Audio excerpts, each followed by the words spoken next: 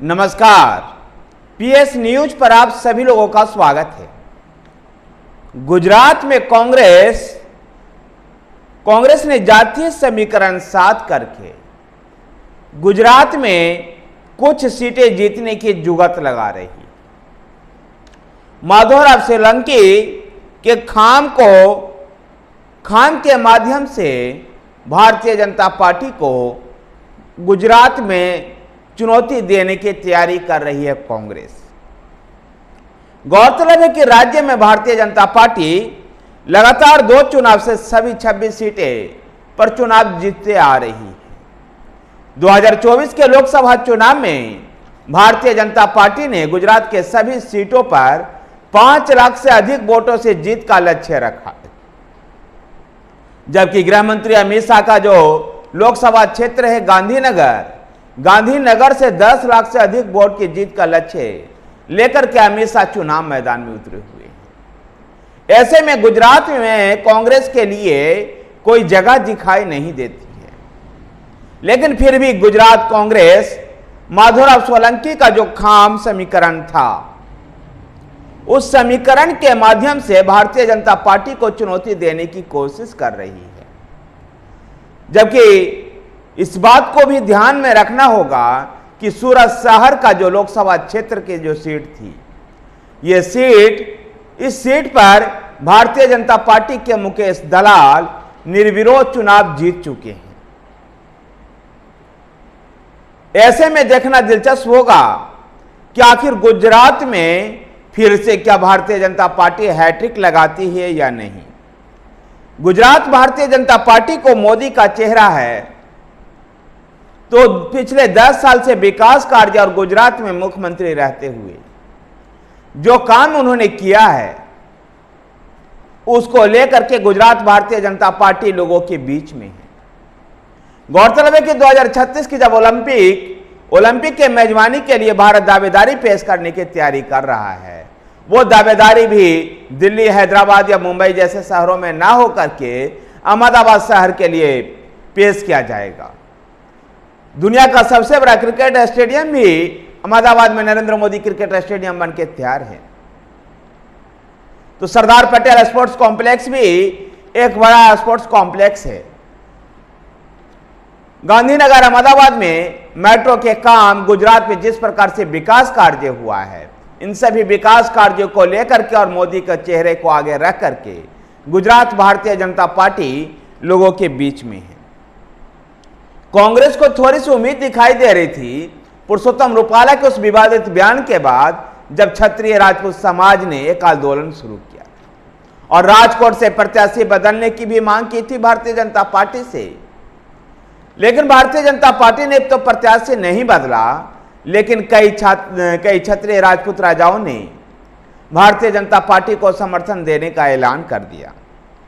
लेकिन फिर भी कांग्रेस पूर्व मुख्यमंत्री माधव सिंह सोलंकी का जो खाम है, उस खाम के माध्यम से भारतीय जनता पार्टी को चुनौती देने का प्रयास कर रही है। खाम को समझने का प्रयास करते हैं कि आखिर खाम है क्या। KHAM खाम क्षत्रिय वंचित आदिवासी और मुस्लिमों को मिलाकर के माधव सिंह सोलंकी ने खाम समीकरण बनाया था 1980 में। और जब वो 1980 में ये समीकरण बनाए थे, तो उस समय के विधानसभा के चुनाव में 144 सीटें जीतने में कांग्रेस पार्टी सफल हुई थी। यद्यपि माधव सिंह सोलंकी के खाम समीकरण को भारतीय जनता पार्टी ने खाम समीकरण के माध्यम से जो 144 सीट का रिकॉर्ड माधव सिंह सोलंकी ने बनाया था, उसको पिछले विधानसभा चुनाव में भारतीय जनता पार्टी ने ब्रेक कर दिया और 182 में से 156 सीट भारतीय जनता पार्टी विधानसभा में जीत चुकी है।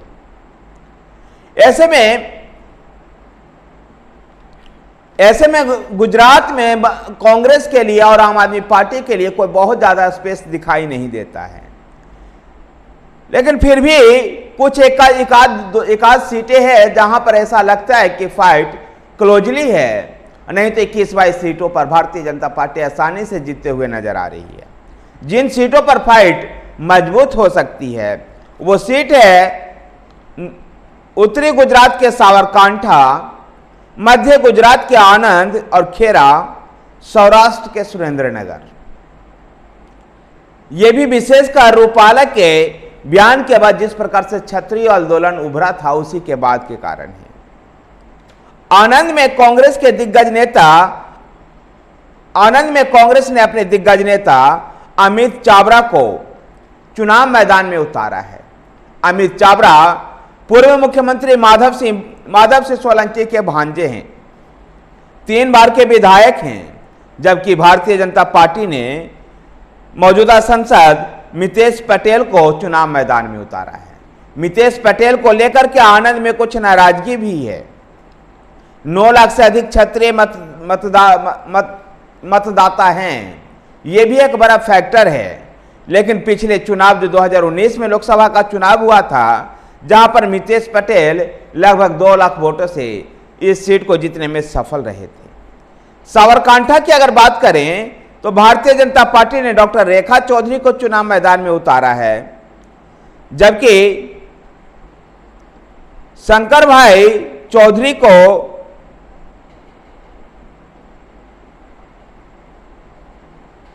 कांग्रेस साबरकांठा से भारतीय जनता पार्टी ने डॉक्टर रेखा चौधरी को चुनाव मैदान में उतारा है। इसी क्षेत्र से विधानसभा के अध्यक्ष शंकर भाई चौधरी का भी संबंध है। साबरकांठा जिले में ठाकुर समाज निर्णायक भूमिका में है और ठाकुर समाज के निर्णायक भूमिका में होने की वजह से कांग्रेस पार्टी ने अपने तेज तर्रार विधायक गेनीबेन ठाकुर को चुनाव मैदान में उतारा है। गेनीबेन ठाकुर को क्राउड फंडिंग के माध्यम से ठाकुर समाज ने काफी ज्यादा पैसा भी दिया है। इसको देखते हुए लगता है कि साबरकांठा में मुकाबला जो है चौधरी बनाम ठाकुर के बीच में जो है, इसमें ठाकुर बाजी मार सकते हैं। तो खेरा में केंद्रीय मंत्री देवोसी चौहान भारतीय जनता पार्टी के टिकट पर चुनाव मैदान में हैं। ये लगातार तीसरी बार चुनाव मैदान में हैं, जबकि कांग्रेस की ओर से कालू सिंह डाभी चुनाव मैदान में हैं। 5 लाख से अधिक क्षत्रिय वोटर भी खेरा लोकसभा सीट पर है। पिछली बार देवोसी चौहान ने 3.67 लाख वोटों से जीत दर्ज किया था। ऐसे में गुजरात में भारतीय जनता पार्टी जो बड़े मार्जिन से चुनाव जीत रही है। भारतीय जनता पार्टी कांग्रेस और आम आदमी पार्टी के लिए कोई भी पॉलिटिकली स्पेस छोड़ नहीं रखी है। ऐसे में कांग्रेस पार्टी गुजरात में बहुत कुछ हासिल करता हुआ नहीं दिखाई दे रही है। फिर भी माधव सिंह सोलंकी के खाम समीकरण के माध्यम से भारतीय जनता पार्टी को इक्के दुक्के सीट पर कांग्रेस चुनौती देते हुए दिखाई दे रही है। और ये सीट है आनंद की, साबरकांठा की, खेरा की, आनंद साबरकांठा खेरा और सुरेंद्रनगर की। अब देखना दिलचस्प होगा क्या कांग्रेस पार्टी और आम आदमी पार्टी का जो गठबंधन गुजरात में एक साथ मिलकर चुनाव लड़ रहा है, क्या भारतीय जनता पार्टी को चुनौती दे पाती है या नहीं।